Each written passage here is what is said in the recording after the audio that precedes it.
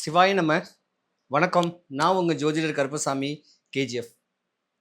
Retro ஆன்மீக சேனலை பார்த்துக்கிற அனைவருக்கும் வணக்கம். 2026 ஜூலை மாதத்துக்கு அப்புறம், அதாவது குரு பெயர்ச்சிக்கு அப்புறம் 12 ராசிக்காரர்களுக்கும் எந்தெந்த ராசிக்காரர்களுக்கு சாதகமாக அமைய போகுது இந்த வரக்கூடிய 5 மாதம், எந்தெந்த ராசிக்காரர்களுக்கு ஓரளவுக்கு பாதகங்கள் நடக்க போகுதுன்னு கேட்குறத இந்த 5 மாதத்துக்கு உண்டான பலனை பொதுவாக இந்த வருஷமே 2 பயிற்சி ஆயிடுச்சு. ஒன்று சனி பயிற்சி, எல்லாரும் எதிர்பார்த்த சனி பயிற்சியும் குரு பயிற்சியும் ஆயிடுச்சு.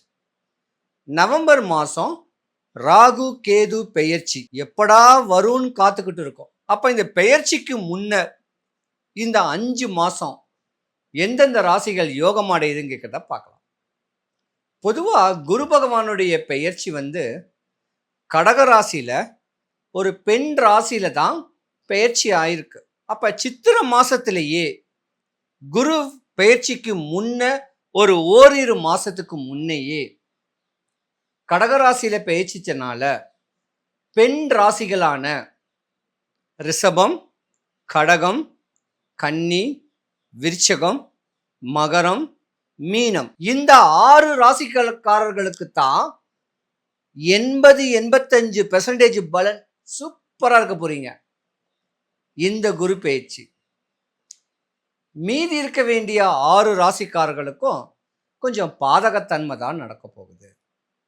அதுக்கு என்ன வழிமுறைகள் நீங்க பண்ணணும், எந்த கோயிலுக்கு போகணும், எப்படி வழிபாடு பண்ணா பாதகமான ராசிக யோகம் அடையிறதுக்கு உண்டான வழிமுறைகளை மேற்படி பார்க்கலாம்.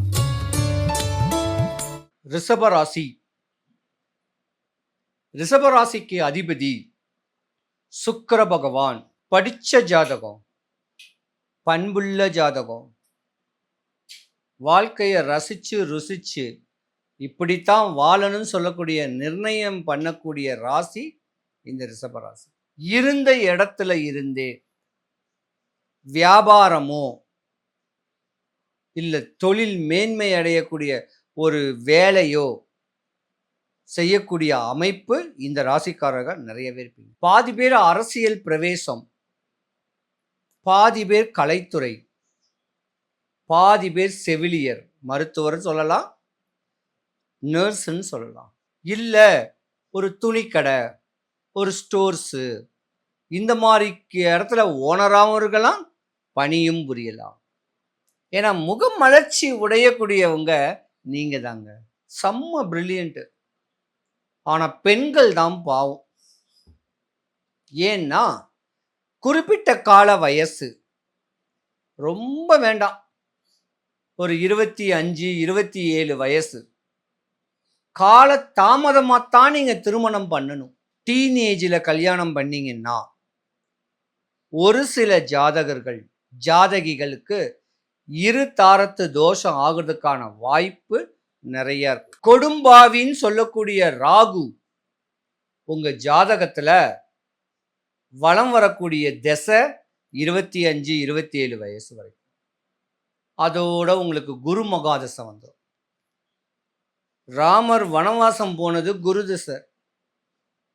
சொத்து சுகம் எதுவும் ஆசை இருக்காது. சந்நியாச கோலத்துல காவி வேட்டி கட்டிக்கிட்டு சந்நியாச கோலத்துல வனவாசம் போனது தான் குரு மகாதசை. அந்த குரு மகாதசை முடிஞ்ச ஒன்னதான் உங்களுக்கு யோகமே. அது வரைக்கும் கணவன் மனைவியோடைய பிரிவும் ஏற்பட வாய்ப்பு நிறைய இருக்கு.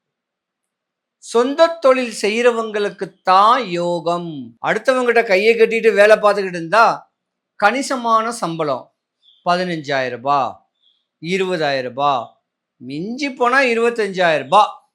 ஆனா புளிஞ்சிருவாங்க அந்த டிப்ரெஷன். அதனால ஒரு பொட்டி கடை போட்டா கூட நீங்க பொழைச்சிக்குவீங்க. ஏன்னா குரு பகவானுடைய பெயர்ச்சி உங்களுக்கு 80%-லேருந்து 85% வரைக்கும் பலன் தரப்போறாரு. சனீஸ்வர பகவான் உங்களுக்கு பாக்கிய சனின்னு சொல்லலாம், லாப சனின்னு சொல்லலாம். சனீஸ்வர பகவானும் ஒரு சாப்பா குத்திட்டாரு. வா உயர்ந்து வா, நீ கஷ்டப்பட்ட ஜாதகம், நீ நல்லா இருக்கணும் அப்படின்னு சொல்லக்கூடிய தருணத்தில் கிரகத்தோடைய பெயர்ச்சி உங்கள் ராசிக்கு பலன் அதிகமாகவே இருக்கு. என்ன ஒன்று, இருதாரத்து தோஷம் ஆண்களுக்கும் நடக்கலாம், 90% பெண்களுக்குத்தான் நடக்கும். கவன சிதைவு ஏற்படாதீங்க. உங்கள் ஸ்கின்னை நல்லபடியாக பார்த்துக்குங்க. ஒரே சோப்பாக போட்டு குளிங்க. ஸ்கின் அலர்ஜி வரும், யூரின் இன்ஃபெக்ஷன் ஆகும். கிழிஞ்ச ஆடைகளை உடுத்தாதீங்க, டேட்டியான ஆடைகளை உடுத்தாதீங்க. கந்தலானாலும் கசைக்கு கட்டுன்னு சொல்லக்கூடிய பழமொழிக்கு ஏற்ப 2 டைம் குளிங்க. சோம்பேத்தனமாக இருக்காதீங்க. மகாலட்சுமியோடைய அருளாட்சி பெற்றது இந்த ரிஷபராசி. என்னைக்குமே நீங்கள் யோகந்தாங்க. அந்த யோகத்தை கைவிட்டுறாதீங்க. தாய் தகப்பன் அண்ணன் தம்பிங்களை மதிங்க. தாய் தகப்பன் செய்யக்கூடிய தொழிலை நீங்கள் செஞ்சீங்கன்னா உயர்ந்த ஸ்தானத்துக்கு வருவீங்க. காசு பணம் நிறைய சம்பாதிப்பீங்க. நிறைய அண்ணன் தம்பி அங்காளி பங்காளிகள் இருக்கும், நிறைய நீங்கள் செலவு பண்ணணும். அப்போ நிறைய சம்பாதிக்கணும். அப்படி ஒரு தன்மையை ஏற்படுத்திக்கிங்க. ரிஷபராசிக்காரங்களை பொறுத்த வரைக்கும் இந்த வரக்கூடிய 5 மாதத்துக்கு யோகம்தான். காற்றுள்ள போதே தூத்திக்கொள் சொல்லக்கூடிய பழமொழிக்கு இணங்க கிரகம் உங்களை ஊந்துவிக்கும். நீ சம்பாரி, உன் ஃபேஸை வெளிக்காட்டு, உழைப்புக்கேற்ற ஊதியம் கிடைக்கும் அப்படின்னு சொல்லி கொடுக்கும். அதுக்கு நம்ம எதிர்மறையாக இல்லாமல் முன்மாதிரியாக நம்ம செயலாக்கம் பண்ணாதான் கிரகம் நம்மளுக்கு சாதகமாக அமையும். அதே போல் நல்ல நல்ல நட்புகள் எல்லாமே நீங்கள் ஏற்படுத்திக்குவீங்க. வெளிநாடு வெளிதேசம் போகிறது, பாஸ்போர்ட் அப்ளை பண்ணி வெளிநாட்டுடைய ட்ரீம்ஸு, இதுக்கு எல்லாத்தையும் நீங்கள் கொண்டு வரணும். கிரகம் உங்களுக்கு சாதகமாக இருக்குது. உங்களுக்கு எந்த குறையுமே சொல்ல முடியாது. இந்த நேரத்தில் திருமணங்கள் பண்ணால் இருதாரன் தோஷம் ஆகிறது கொஞ்சம் அவாய்ட் ஆகும்.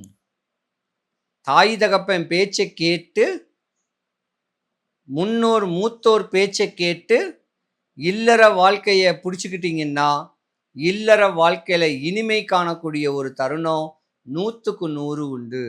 ஆக மொத்தம் 2026 வரக்கூடிய ஜூலை மாதத்திலிருந்து வரக்கூடிய 5 மாதம் நவம்பர் மாதம் வரைக்கும் கிரகம் உங்களுக்கு பெயர்ச்சியாகத்தான் இருக்குது. இது யாராலையும் தடுக்க முடியாது.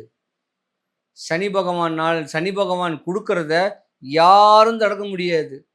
எப்போ ஒரு ஜாதகருக்கு குருவுடைய ஆதிக்கம், குருவுடைய பலன் கிடைக்கும் கேட்குற ஆசைகள் இருக்கும், அந்த ஆசைகளையும் தடுக்க முடியாது. குரு பலனும் பலன்தான், சனீஸ்வர பகவானுடைய பலமும் பலமாக தான் இருக்க போகுது. உங்கள் கனவுகள்லாம் நனவாக போகுது. படித்த பிள்ளைங்களுக்கு நல்ல வேலை வாய்ப்பும் நல்ல படிப்பு ஆற்றலும் உங்கள் எல்லாருக்கும் யோகங்கள் வரக்கூடிய தருணம் வர்றதுக்கான வாய்ப்பு நிறையவே இருக்குது. ஆனால் நீங்கள் தான் உங்கள் குலதெய்வத்தை வழிபடணும். அது எந்த ஊரில் இருந்தாலும் சரி, முன்னோரையும் வழிபடணும். மேற்படி ஏதாவது சாதகம் இல்லாமல் பாதகமாக அமைஞ்சிச்சின்னா இந்த சின்ன வழிபாட்டை செய்யுங்க. சென்னை தாம்பரம் சானட்டோரியம் கோர்ட்டுக்கு பக்கத்தில் திருவக்கர வக்ரகாளியம்மன் கோவில் ஒன்று இருக்குது. அந்த கோயிலில் நெய் தீபம் ஏற்றலாம். நெய் தீபம் கிட்டவே வாழ்க்கையில் யோகங்கள் தான். அங்கே போனீங்கன்னா எத்தனை தீபம் ஏற்றணும்னு சொல்லுவாங்க. அந்த தீபத்தை ஏற்றிட்டு ஒரு 5 ஒரு 10 15 எலுமிச்சம்பழத்தை கொடுத்துட்டு ஒரு எலுமிச்சம்பழத்தை வீட்டுக்கு வாங்கிட்டு போனீங்கன்னா உங்கள் பிரச்சனைகள்லாம் சால்வ் ஆகும். ரிஷபராசி அன்பர்கள் அனைவருக்கும் சுபிக்ஷம், ஐஸ்வர்யம், கடாட்சியம் கிடைக்க எம்பெருமான் மாடம்பாக்கம் தேனுபுரீஸ்வரர் தேனுகாம்பாளுடைய அருளாட்சி உங்களுக்கு கிடைக்க இறைவனை நாம் பிரார்த்திக்கிறேன். சிவாய நம.